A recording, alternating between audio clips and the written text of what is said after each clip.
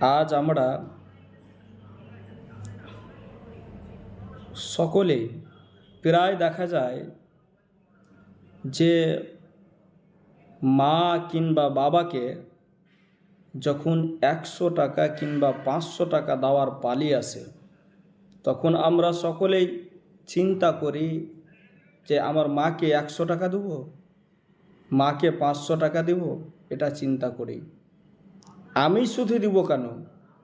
ডক্টরের খরচা আমি কেন দেবো? আমার বড় ভাই রয়েছে। মাকে 100 টাকা দেবো, সেটাও চিন্তা যে আমি কেন দেবো? আমার বড় ভাই রয়েছে।